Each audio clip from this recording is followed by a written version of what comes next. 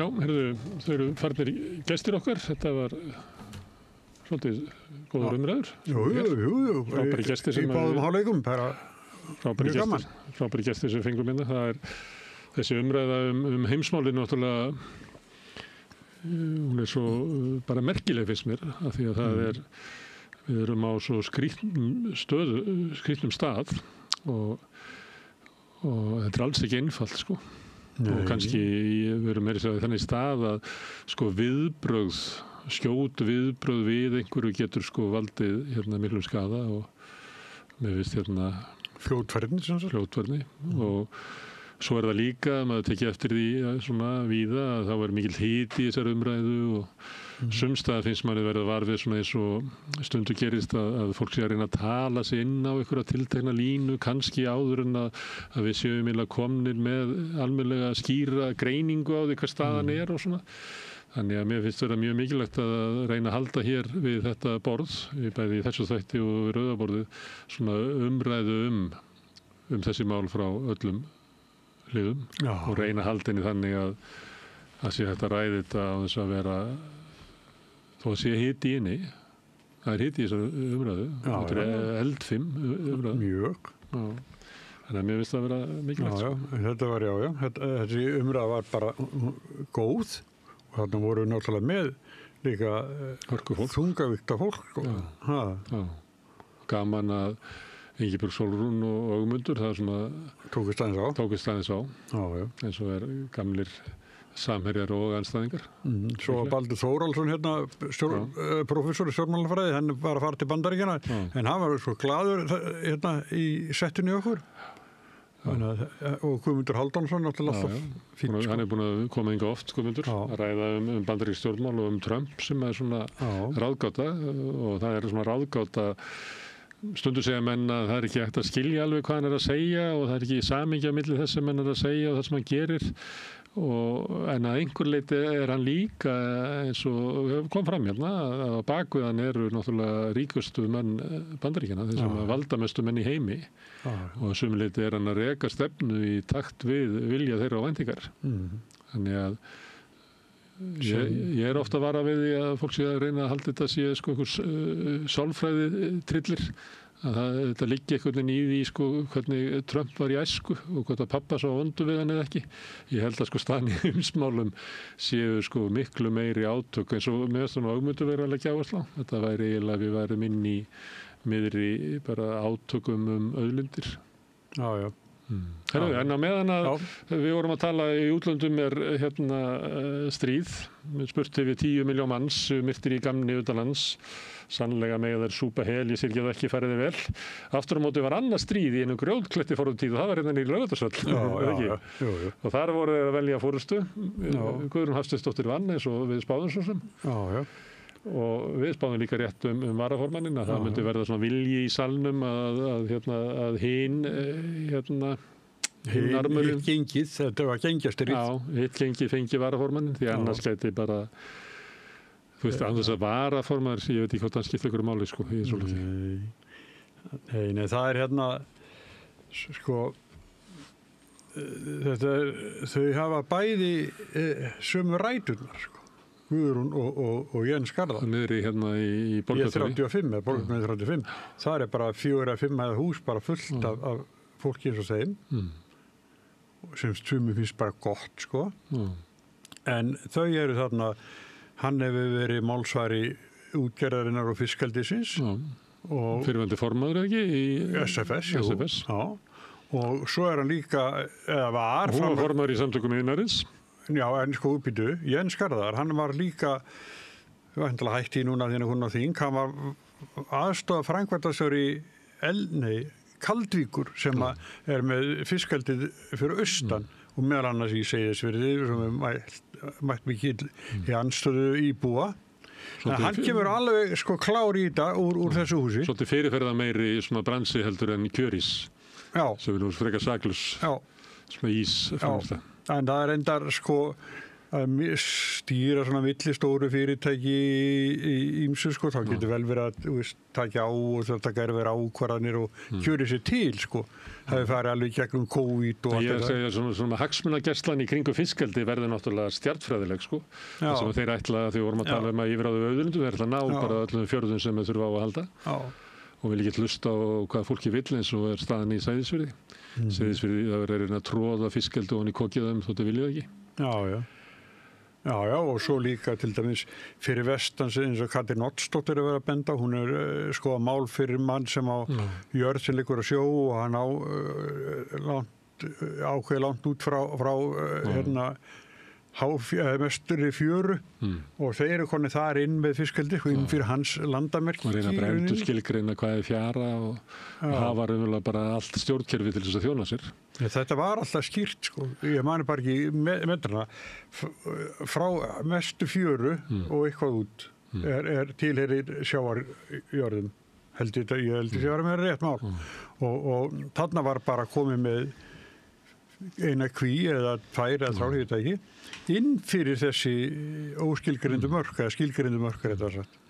Og átökum þetta svo margt sem er framundan auðlindagjöld núna var til dæmis Patreksfjörður eða Vesturbyggð að tapa máli hvert Arnarlax eða hvað heitir að þeir eru að landa í höfnunum í Vesturbyggð sem eru 3 ár, Bíldudal, Tálknafjörður og Patreksfjörður, við höfum farið þetta saman, við tekjum þetta og þetta er ekki, sko höfnin fær ekki eins og þetta sé afli. En hvað er þetta? Þetta er náttúrulega, við vorum að tala svona ólíkarkisma, að þetta er svona kerfi hérna, í kapítalismanum, að henni ríku ráða ríkisvöldinu. Það er kallað. Og hafa skert það hér, komið í veg fyrir allskins breytingar á fiskveiðistjórninni til dæmis. Það er til dæmis rannsókn á glæpamáli á hendur Samherja í gangi sem engi veit sko hvað er statt í kerfinu sko. Ég meina, alltaf sé ekki bara að lognast út af. Verði bara pólitískt og síðast þegar Ólafur Þór Hauksson talaði þetta þá sagði hann að það væri sko í vinslu en þetta er náttúrulega bara lítið embætti og þetta er geysilega stórt mál og þetta er bara, veistu, þetta er kaffærað. Sko. Það var sérstakur saksóknari eftir hrun. Svo 2013 þegar ríkisstjórn Sjálfstæðisflokksins og Framsóknarflokksins var mynduð, þá skrúfuðu fyrir allt fjármagn til hans. Þannig að hann gat varla sko klára þau mál sem voru komin inn í dómskerfið. Þannig að þessi ríkisstjórn bara slökkti á rannsóknum á öllum málum. Tæklaðin aftur frá, alveg aftur frá, bara, það er það, gerði það. Og það er, ég meina, maður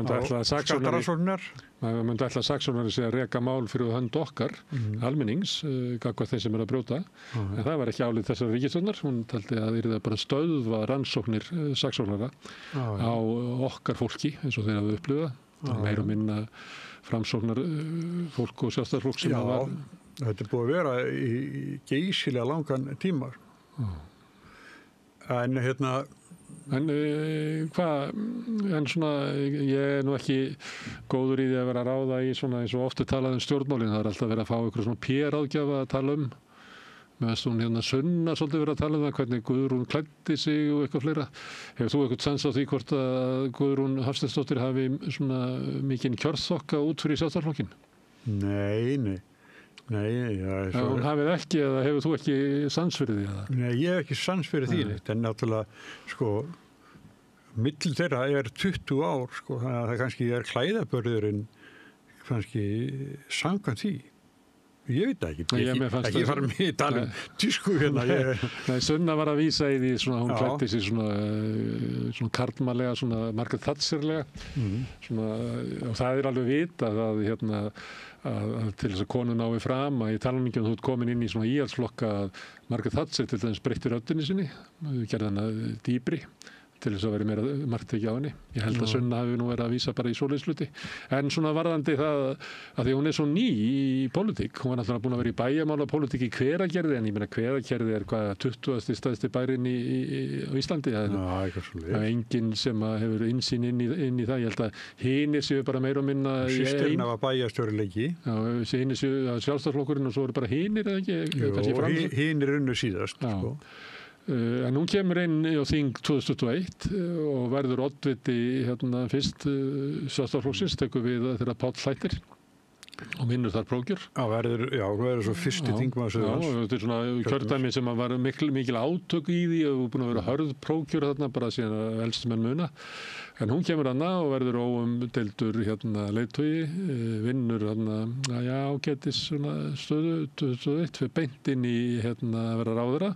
Hún fór á biðstofu, manstu? Já, fór á biðstofuna fyrir ekki það, en það var tilkynnt bara þegar ríkisstjórnin var mynduð að hún myndi taka við af Jóni Gunnarsssyni á tilteknum tíma. Fékk að vera ráðherra sem að Páli tókst til þess ekki, hann hafði ekki traust forystunar og ekki ánægði með forystuna síðan. En hún verður ráðherra, dómsmálaráðherra fyrir inn í myndi ekki heita erfitt ráðuneyti? Jú, en Páll var náttúrulega heima hjá honum í Vestmannaeyjum.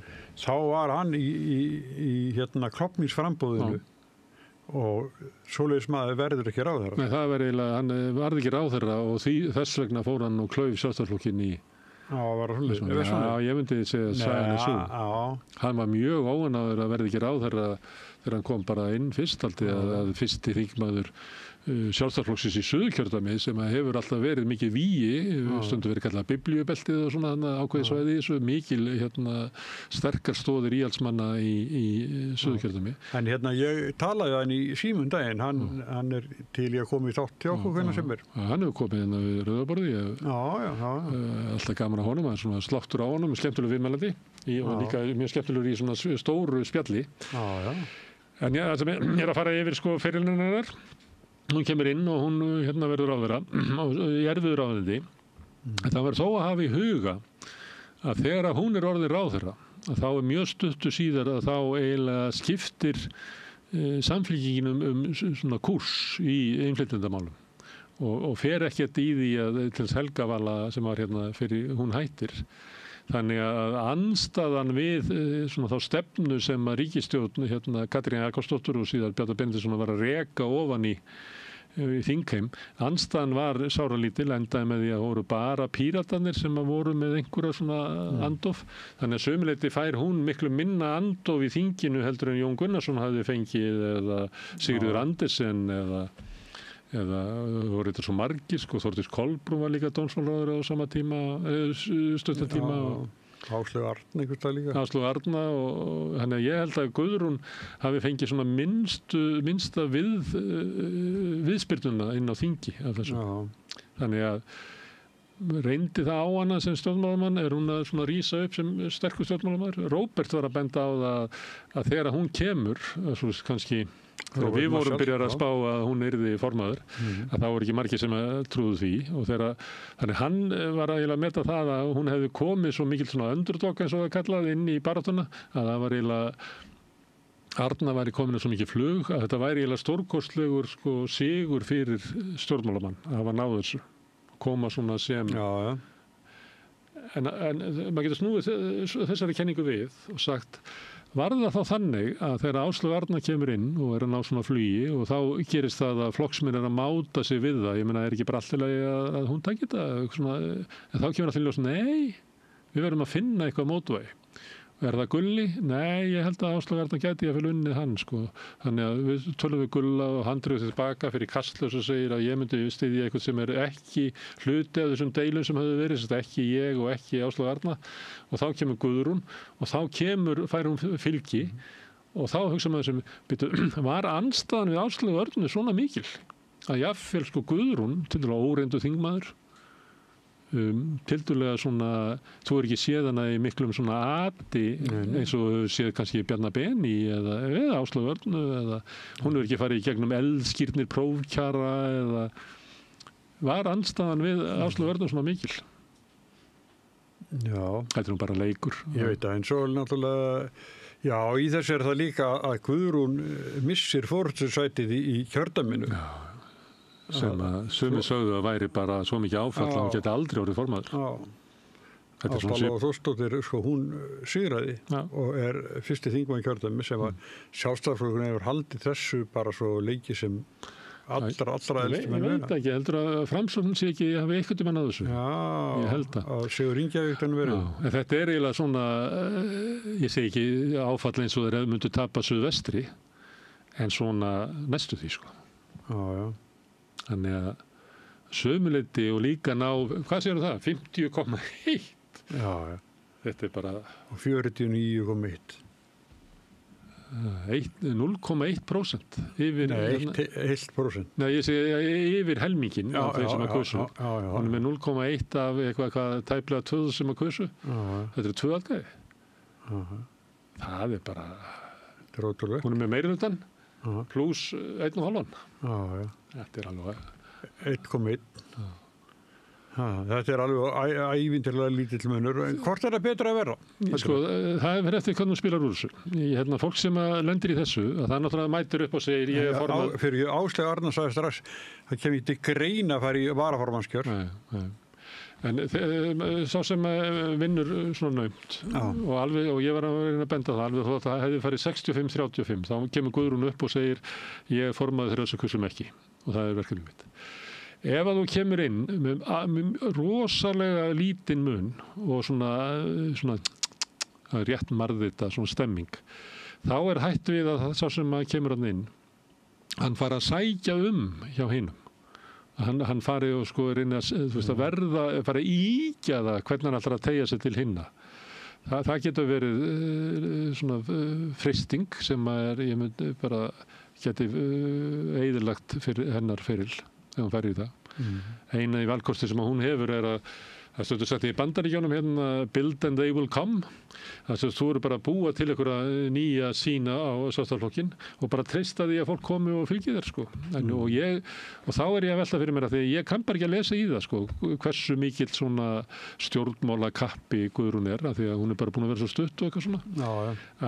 Ég bara veit ekki hvort að hún sé svona öflug og í kringum hana sé svona öflugur hópur. Kannski fekk hún bara lánað fylgi frá Guðlaugi Þór, sko, einhver leyti. Þú veist, myndur þú segja, þú veist, hver er svona hennar helsti bandamaður í flokknum? Þú getur ekki sagt það. Nei. Þannig að við vitum og lítum Guðrún Hafstadóttur. Já, en það skýrist. Nei, við erum bara ekki nógu vel að okkur. Nei, en sko, hún var svona staðföst í þessum málum sem dómsmálaráðherra og talaði mannst svona flóttamannafangilsitt. Hún ætlar að sitja þá. Hún ætlar að sitja það í gang. Já, hún getur það ekki lengur. Nei, hún er ekki með völd og flokkurinn er ekki með völd einstæður. Þetta er valdalurs flokkur. Þeir með bæjarstjórn í Kópavogi. Já, og tókst að tefja samninga við kennara með þeim völdur sem þessi flokkurinn hafði. Með því að koma og sprengja upp inn í samtökum sveitarfélaga.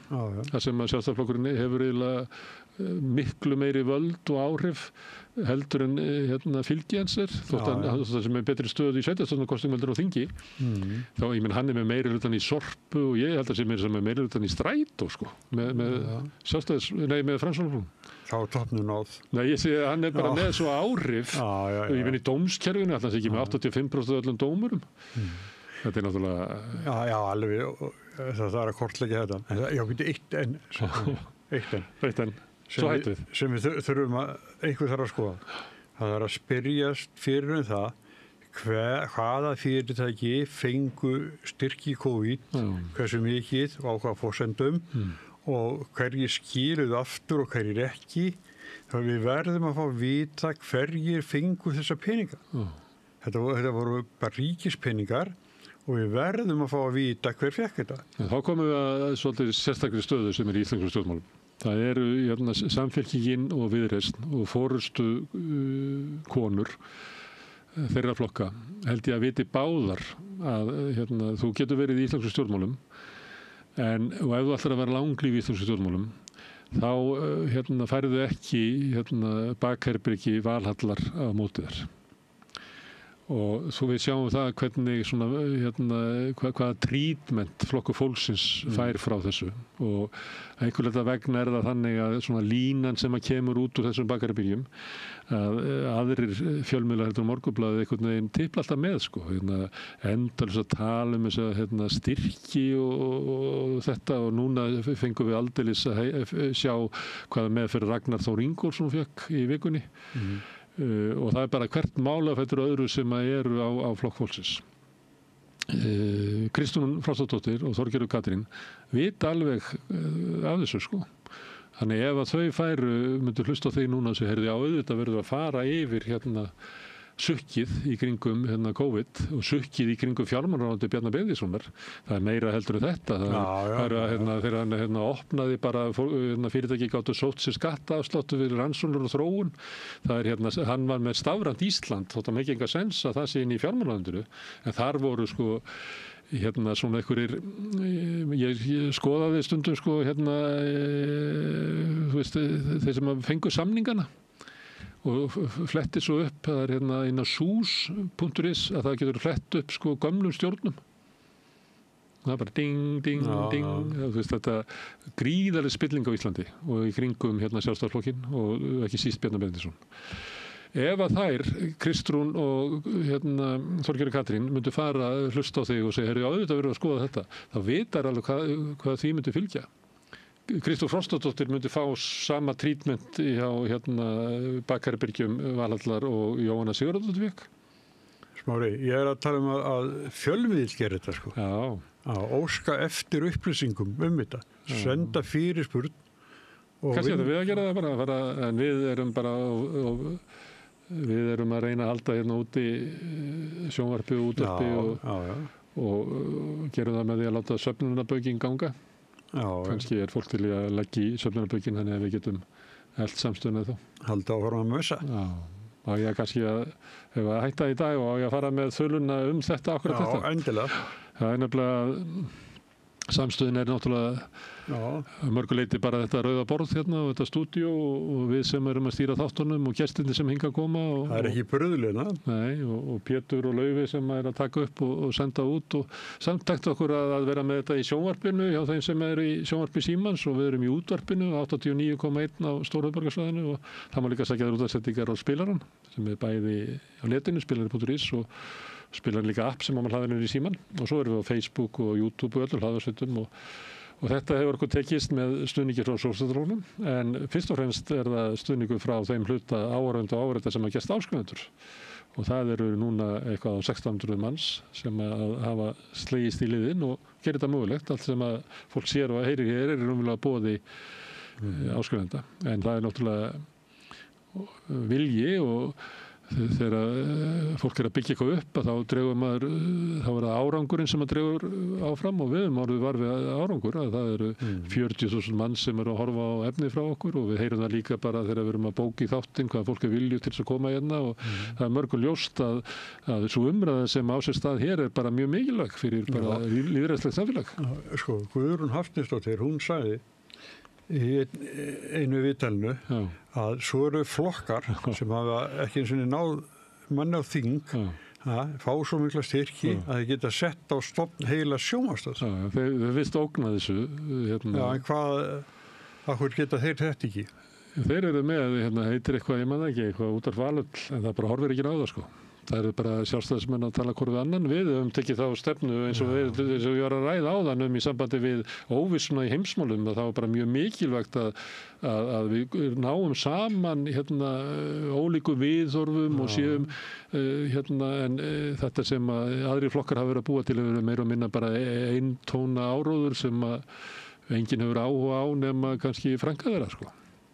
En á hverju tekist þetta og þegar það kemur svona árangur og maður sér að það er eitthvað vit í þessu, þetta er ekki bara eitthvað dellu hugmynd í okkur og það eru fleiri sem að vilja taka þátt og gera eitthvað og þá verður náttúrulega til löngu til þess að gera ennþá meira og þá ætla ég að horfa í kamerun og segja það ef að þú ert að horfa og hlusta á samstöðuna og telur hún að hafa eitthvað gildi í íslensku samfélagi, telur hún mikilvæga að þá óska ég eftir að þú farir inn á samstöðun.is að það er hnappur sem stendur á áskrift og þú sláist í hópa áskrifenda sem að halda þessu gangandi.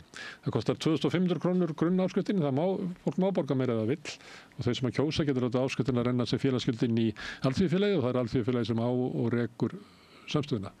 Allir þeir peningar sem hafa komið hingað inn, við höfum eitt þeim í að búa til meiri dagskrá. Ég held að við framleiðum núna ábíla tvöfalt meiri samfélagsumræðu heldur en til dæmis Bylgjan og við séum komið langt yfir Rás 2 og ábyggilega svipað ef maður tekur allt sem að Rás 1 gerir og kallar það samfélagsumræðu, þá eru þeir kannski einhvers staðar á pari við það sem við búum til hérna án þess að njóta stuðnings. Guðrún Hafsteinsdóttir var að tala um fjölmiðlastyrk. Við fengum 6,2 milljónir held ég fyrir reksturinn á þessu ári sem eitthvað miklu minna hlutfallslega heldur en aðri fjölmiðlar að fá af því að við erum að vaksa og þetta miðað við eitthvað í hitti fyrra sem þetta miðað við, þannig að við njótum mjög takmarka stuðnings og erum í einhvers konar samkeppni við fjölmiðla sem að njóta miklu meiri stuðnings. Ég held að Mogginn hafi fengið 126 milljónir í fyrra og þeir halda út í spursmálum og auglýsa það vel og eru rosalega sperrileggjaðir eitthvað yfir hvað þeim gengur vel. Ég held að ef að samstöðin fengi álíka fjármagn hingað inn þá getum við gert miklu betri hluti heldur en Morgunblaðið gerir í sínu útvarpi og sjónvarpi. Þetta nú bara svona ávarp til þeirra. Við búum til dagskrá hérna, svo löpum við á milli eins og Oliver Twist og byggjum meiri stuðning hérna úti. En þetta orðið gott í bíli. Njótið þess sem eftir helginni, svo sjáum við aftur hérna á morgun, þá Rauða borðið byrjar klukkan 8 með öflugri samfélagsumræðu.